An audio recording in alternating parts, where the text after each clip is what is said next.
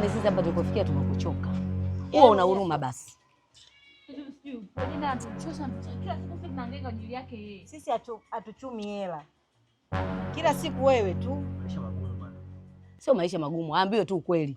Kama vipi, kama anajiona ameweza, amejiweza, aende akatafuta familia yake, aishi mwenyewe. Lakini ya mambo kila siku wewe niambie hizo hela zote tulizozichanga hapa, tungejenga kile kibanda cha pale nyuma, singekuwa tumeshakimaliza sisi. Mimi si ndugu yenu. Kwani ndugu yetu nini? Kunitoa jela ni moja ya haki yenu. Safari wakikuchukua kabaki huko hamna atakayehangaika. Ngapi tunakutoa? Yaani mimi nimemchoka, nisiwe muongo. Mambo hayo mimi nilijua atakuja kunisumbua hawa watoto wa kike. Marehemu kaka kaniachia mtihani jamani. Shafii master. Muone kwanza. Sera. Unachopenda kwanza familia yako ni familia kwanza ya uelewa, usikivu. Wewe hata ikitokea sasa hivi useme kabisa baba sijui unavunja nyumba ya nani, unachukua godauni la nani, ulali selo. Familia yako inavyokupambania. Ndio maana hata ule mtoto ule mtia mimba na ukasema kabisa familia itahudumia, tayari ukajifungua. Kwa hapo ni kichondo tu cha utamwacha.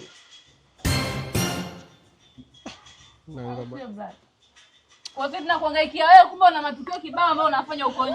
Yaani unaona hata huruma sisi zako unafanya kumbe makusudi. Tunajua bahati mbaya kumbe makusudi. Ajifungua wa kiume lakini. Ni nini tena hapa? Wa kiume ndo nini bwana? Wa kiume ana faida gani? Wewe mwenyewe ana faida gani hapa? Hapo unaweza kuona kama mnaika kama ukata. Nimesikia huyo mngeenda kumwacha tu akafunga. Sasa nisikilize wewe. Sikiliza nikwambie. Kuanzia leo hapa usikae. Tafuta wewe saizi sio una mtoto wa kiume una kidume. Sasa nenda kajitafute. Sasa mimi nakaa. Wewe si mwizi mzuri. Kaiba hata Ikulu baba, utafanikiwa, utatoboa. Anakupa mtaji. Aende. Hapa nyumbani uondoke, hatukutaki kukuta hapa. Sasa unakuja unaanza kuongea kiivo nani? Hii ndio familia yako unasema chochote kufanya. Sima ulika tu.